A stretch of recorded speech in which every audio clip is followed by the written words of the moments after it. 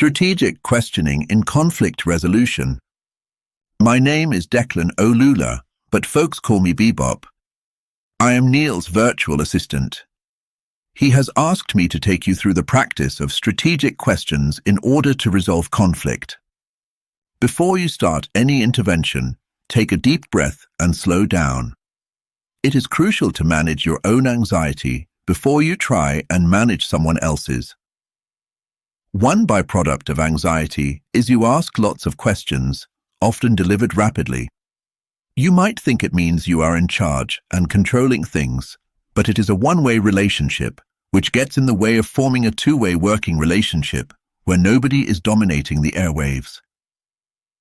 It is not unusual that the person seeking your help has a history of broken relationships with family, friends, and professionals.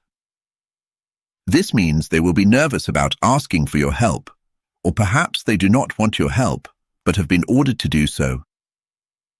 Their anxiety in this situation can be contagious, so you must avoid catching it, or worse still, catching it and passing it back in the form of a torrent of questions.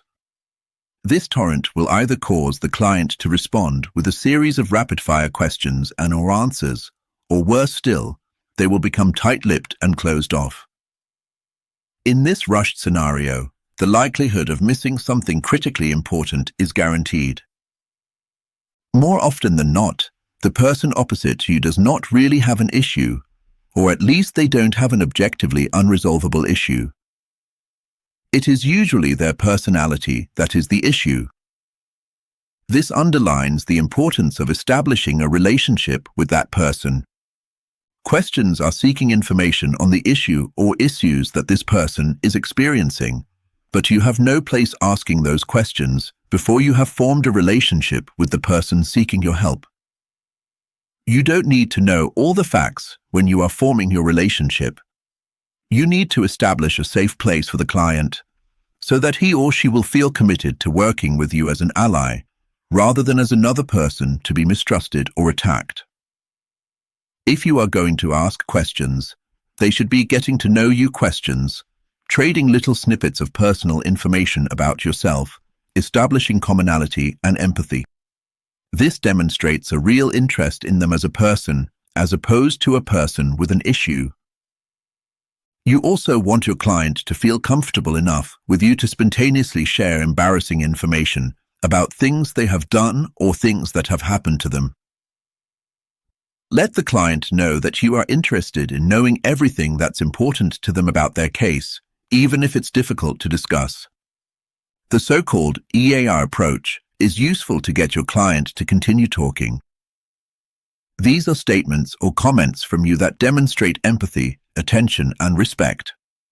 Your positive responses to your client when he or she is anxious will contribute a lot to establishing a productive working relationship.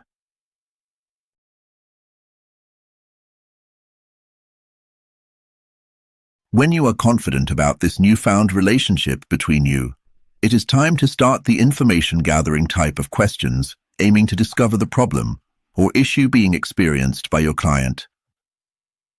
Don't just jump straight in. Open questions begin with words like who, what, how, where, when. They will give you an outline of the issue, but also allow the client to add any other information they want. One of the dangers of zeroing in on the issue too quickly is that this is your perception of the issue, and it might entirely miss what is important to the client.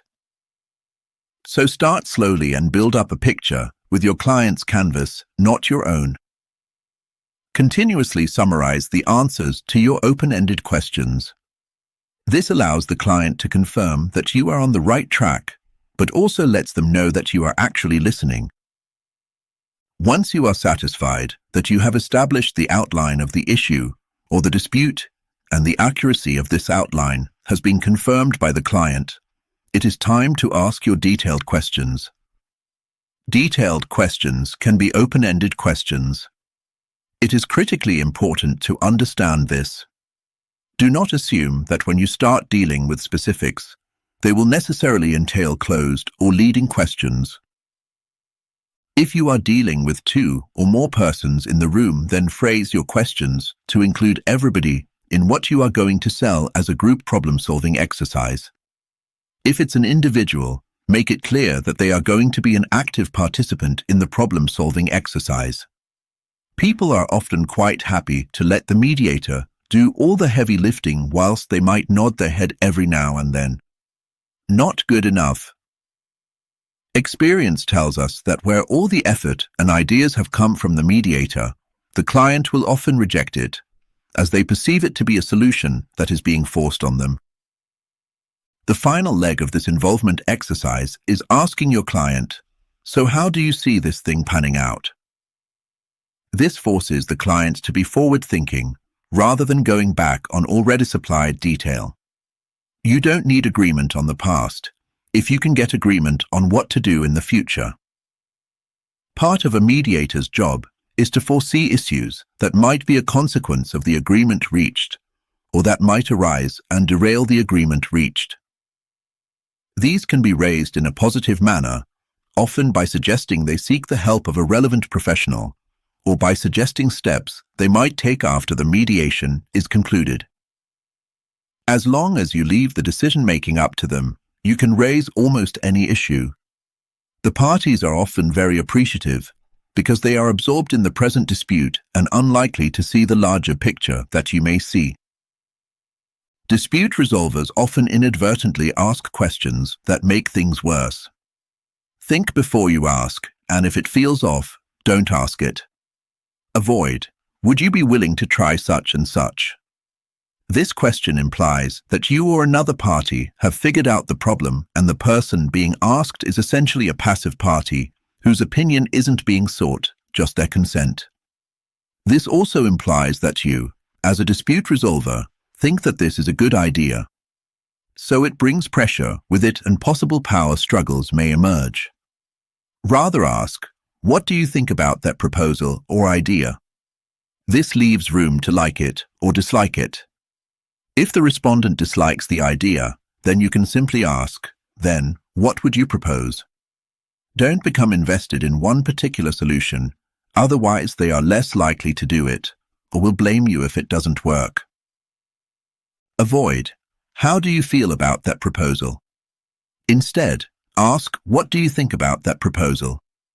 Clients often feel terrible about any ideas except their own, so you don't want to get them focused on how they feel.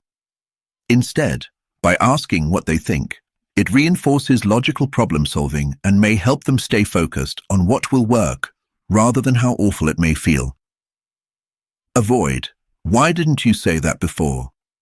This shifts the focus to the past, which triggers defensiveness and justification and more unnecessary conflict. In fact, it isn't really a question, it's a criticism. It is also an invitation to the parties to get stuck in arguing about the past and why they should have done things differently.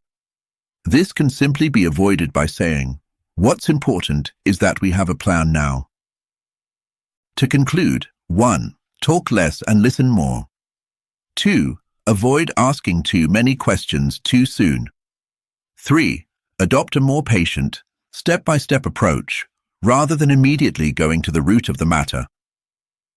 I hope that this has helped and given you loads of ideas when it comes to strategic questioning. Be sure to take a look at the handout and videos on Moodle. Please let Neil know if you enjoyed this presentation, as this will encourage him to do more. Gornairi Lat. This video was written, directed and produced by Neil Van Dockum, who asserts copyright over this product.